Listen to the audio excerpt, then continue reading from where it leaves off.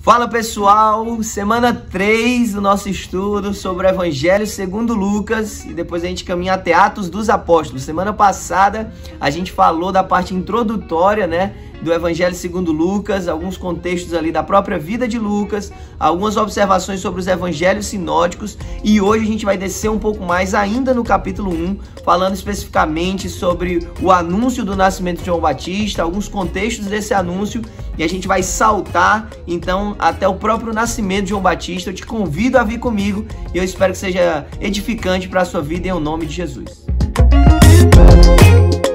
O capítulo 1 do Evangelho segundo Lucas, na verdade ele tem a parte introdutória que vimos semana passada, depois nós temos o anúncio do nascimento de João Batista, o anúncio do nascimento de Jesus, e aí nós temos ali o cântico de Maria, o encontro ali de Maria e Isabel, o nascimento de João Batista. Então, na verdade, na aula hoje a gente vai pular alguns versos para a gente tratar especificamente sobre o anúncio do nascimento de João Batista e o nascimento dele, saltando assim esse anúncio do nascimento de Jesus Cristo, e o próprio nascimento dele que acontece, o que é narrado a partir de Lucas 2, tá bom? Nós não vamos fazer uma leitura versículo a versículo, porque ele seria muito extenso, mas eu queria trazer alguns conceitos ou algumas observações que eu considero principais nessa observação sobre anúncio e nascimento de João Batista, Lucas, ele posiciona historicamente esse anúncio do nascimento de João Batista a dizer que foi no tempo de Herodes, o rei da Judéia, e aí ele menciona que havia esse sacerdote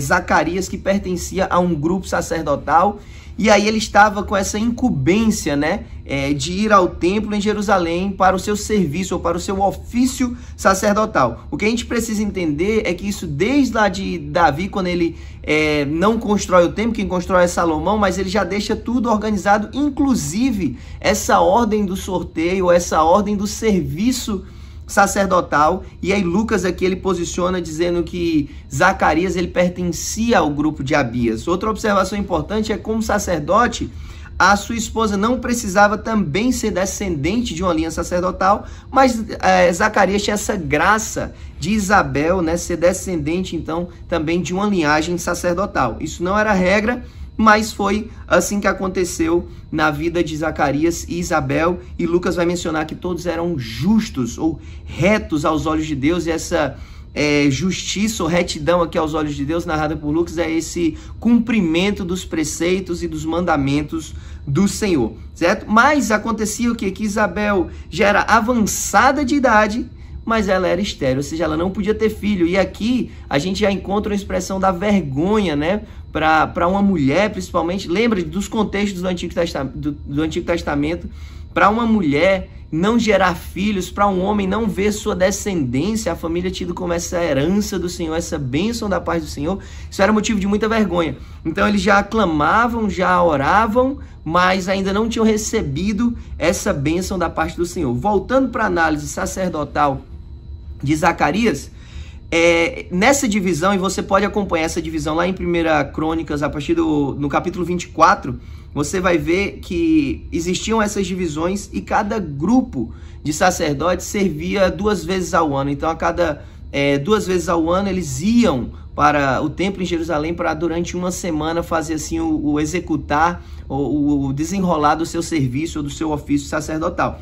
E ao chegarem, era feito um sorteio para as funções. Quem iria de fato daquele grupo, não era todo o grupo que iria, alguns ficaram fora em oração, como o próprio Lucas vai narrar, e outros iam de fato servir. Então se tirava a sorte para saber quais eram os deveres sacerdotais. Quem cuidava do fogo, quem ministrava ao altar, quem cuidava da questão do candelabro.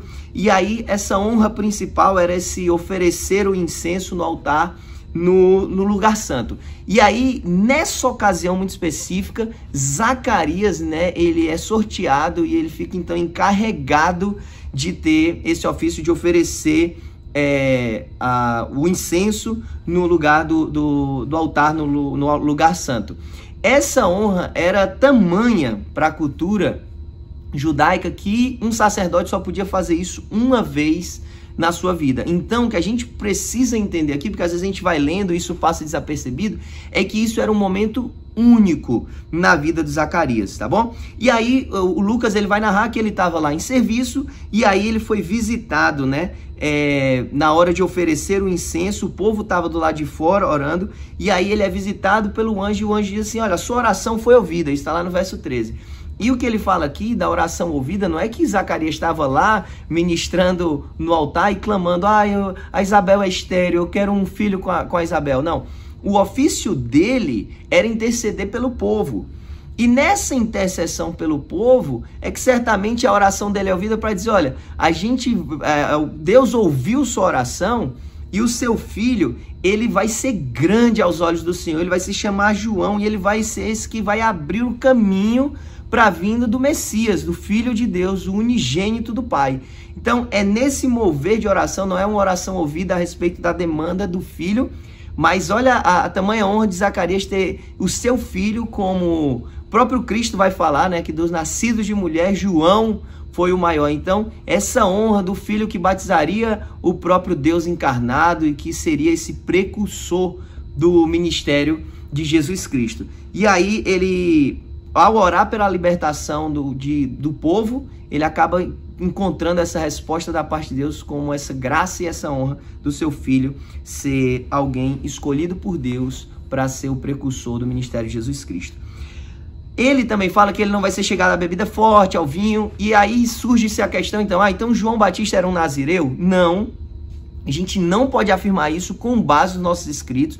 Marcos ele vai falar que ele se vestia, né, com peles de camelo, que se alimentava com mel, comia gafanhoto, mas isso não nos faz deduzir que João Batista, então, era um nazireu, que ele tinha, né, o voto nazireu, porque não faz menção, por exemplo, a questão do cabelo, de não passar navalha, né, sobre a barba, sobre o cabelo. Então a gente não pode dizer assim, João Batista era um nazireu. O que a gente pode, talvez, considerar a posição de João Batista nessa posição em comum de nem nazireu, nem sacerdote, apesar de ser filho de sacerdote, ter linhagem sacerdotal, mas ele é um ponto talvez de conexão ali, alguém consagrado, ungido ao Senhor, alguém que também entregaria essa mensagem de libertação da parte de Deus ao ser o precursor do ministério de Jesus Cristo, mas um nazireu a gente não pode falar.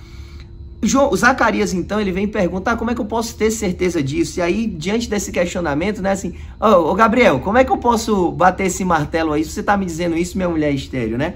E aí eles, então, por causa disso, você vai ficar sem poder falar. E aí o Zacarias, sai, termina o seu ofício sacerdotal, sai do templo e tá lá a multidão esperando e ele gesticula tentando explicar o que aconteceu.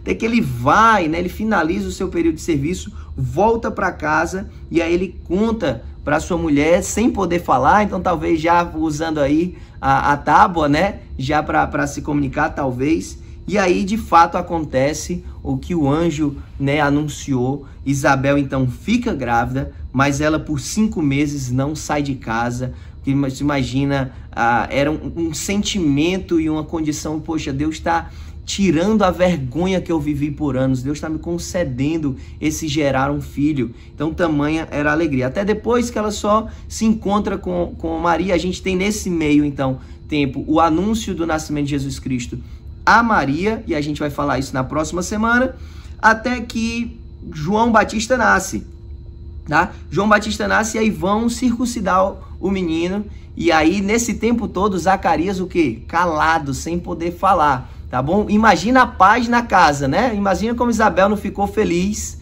o homem sem poder falar, que tranquilidade para Isabel. E aí queriam dar o nome de Zacarias, né? Talvez para ficar aí Zacarias Júnior, como meu pai fez comigo, botando Abraão Júnior. Mas a mãe, Isabel, diz assim, não, ele vai ser chamado João. E como é que ela sabia, né? Porque ela não estava lá no templo com Zacarias quando Zacarias recebeu o anúncio. E é daí, então, que a gente pode, né, conjecturar que Zacarias certamente informou de toda a aparição e já disse, vai ser, quando nascer vai ser João. Se eu não conseguir falar daqui para lá, vai ser João. E aí ele pede de toda forma para reforçar, porque você imagina aquela cultura, a palavra do pai, então ele pega uma tábua, né? E o versículo 63 do capítulo 1 vai nos falar isso, que ele pega uma tábua e para admiração de todos ele escreve como se fosse em concordância a Isabel, mas na verdade Isabel que já estava em concordância, já era um acordo e o combinado do casal. E assim, o nome dele é João. E aí aqui acontece algo que é fantástico, imediatamente sua boca se abriu, sua língua se soltou. E ele começou a falar louvando a Deus. Você imagina esse silêncio da incredulidade agora rompido e quebrado pelo louvor ao Senhor, né? E aí a gente tem aqui um louvor de Zacarias, né? Quando a partir do verso 67 ele vai dizer: Zacarias, seu pai, cheio do Espírito Santo, profetizou: bendito seja o Senhor, Deus de Israel, porque visitou e redimiu o seu povo. Lembra da oração dele lá no ofício sacerdotal. E nos levantou uma poderosa salvação na casa de Davi, seu servo, como falou pela boca dos santos profetas desde o princípio do mundo, para nos livrar dos nossos inimigos e da mão de todos os que nos odeiam, para manifestar a misericórdia dos nossos pais e lembrar-se da santa aliança e do juramento que fez a Abraão, nosso pai, de conceder-nos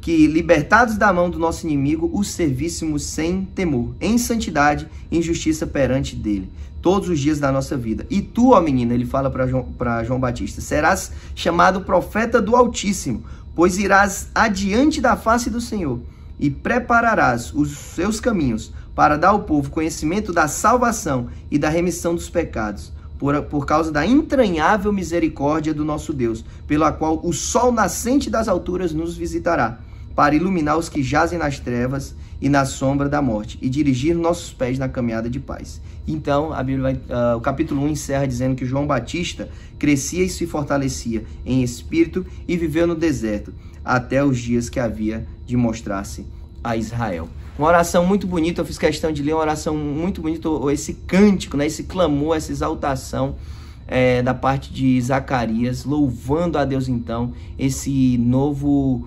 amanhecer para o povo de Deus, mas também lembra que a gente falou que Lucas é o que mais traz essa ideia da salvação, porque aqui era o primeiro prenúncio que a salvação também chegaria e iluminaria a vida até dos gentios. Para a gente terminar a aula de hoje, eu quero dizer que lembra que Zacarias estava lá no seu ofício, e aí algo sobrenatural acontece. E na minha e na sua vida, Deus muitas vezes nos encontra no nosso caminho diligente do nosso dever. Na diligência do nosso cotidiano, Deus nos encontra e promove experiências sobrenaturais. Então não fica às vezes tentando viver só pontualmente coisas sobrenaturais. Seja diligente, reto, justo. Lembra do Zacarias e da Isabel? Então seja diligente, reto e justo no seu ofício diário, e Deus certamente te encontrará e promoverá esse encontro sobrenatural.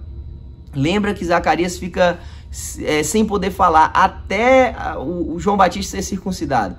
E aí ele fez isso porque ele disse: como é que eu posso ter certeza que isso vai acontecer? Então muitas vezes essa nossa descrença silencia a possibilidade de louvor. Olha, se ele tivesse recebido, ele ia chegar com confiança, ele ia chegar em casa falando para Isabel: Isabel, meu amor, o anjo apareceu e você vai ficar grávida, e teria sido um anúncio, uma festa, e a mesa podia ter conversa.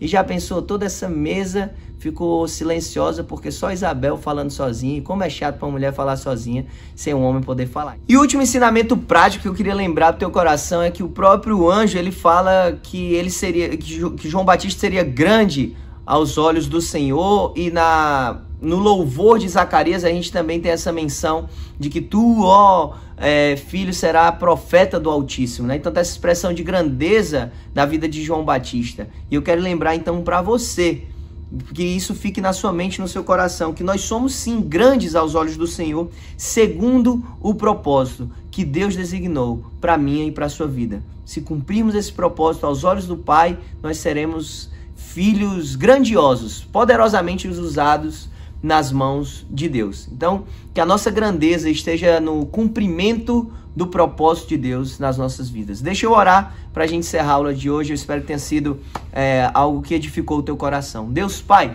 muito obrigado pelo dia, pela vida, porque o Senhor fala, porque o Senhor se manifesta, porque o Senhor ouve a nossa oração e o Senhor responde. Trata os nossos corações para mantermos fiéis e consistentes nos nossos pedidos e nas nossas petições. E que o Senhor, ao seu tempo, responda segundo a tua vontade. Te amamos, queremos ser úteis nas tuas mãos. Em o nome de Jesus. Amém. Que Deus te abençoe. Até a próxima semana. Compartilha, se inscreve e divulga esse material que pode abençoar mais gente. Que Deus te abençoe em nome de Jesus.